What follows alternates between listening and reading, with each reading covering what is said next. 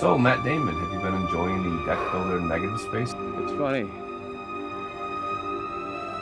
When I left Earth, I thought I was prepared to die. The truth is,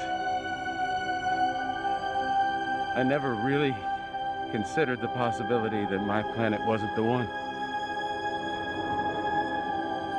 Nothing worked out the way it was supposed to.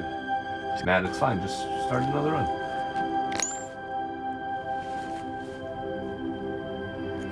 Matt, what? Matt, what are you...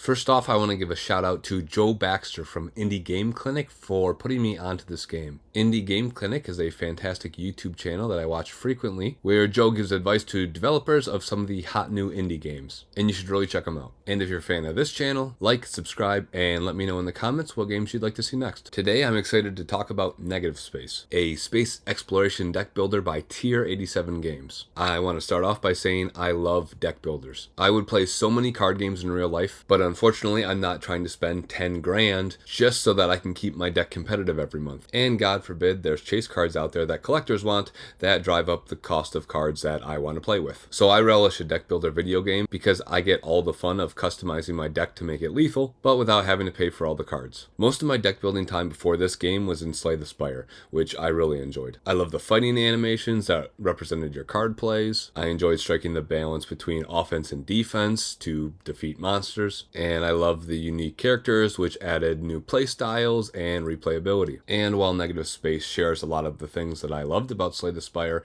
it definitely isn't a copy. The objective in Negative Space is to explore space anomalies, and you do so by sending crew to explore them. Each anomaly has a certain amount of effort needed to complete them, and each crew can accomplish a certain amount of effort. There are also gadget cards that can enhance crew member abilities or allow you to play more cards, as well as trinkets that work as permanent buffs that apply throughout your run.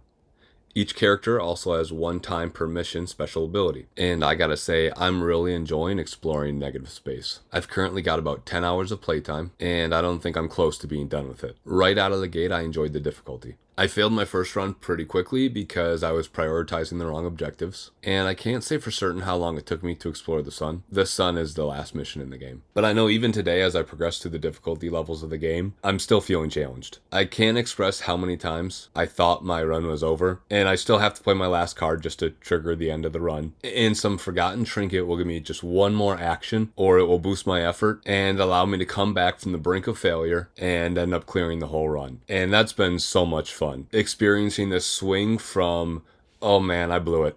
It's over. I lost everything, feeling like an absolute loser, and boom, turning it around and you've beaten the game. I also really love the cards in this game. There's nothing too wild going on in the art department. Negative Space is pretty clean and minimalist in its presentation, but usually my deck consists of 4 or 5 basic cards, and the rest are some specialty card that add a unique rule set for me to master and consider how to fuse into my existing playstyle. The run I've recorded here is with a character that thrives on having dead crewmates, so you might notice this big collection of dead crew that I have here. But then I can use these to boost the effort of my crew, or to reduce their cost to play them. And there's a lot of really cool dynamics like this with the other characters as well. There's just a lot of content in general with this game, and I feel that I've barely scratched the surface with each character because of how quickly they unlock. And I'm still earning new cards and new trinkets that I haven't even utilized yet. Really, the big critique that I have for this game is that I want more of it. I'd love a deeper story beyond the intro video of you being recruited into space, and I wish there were more payoffs,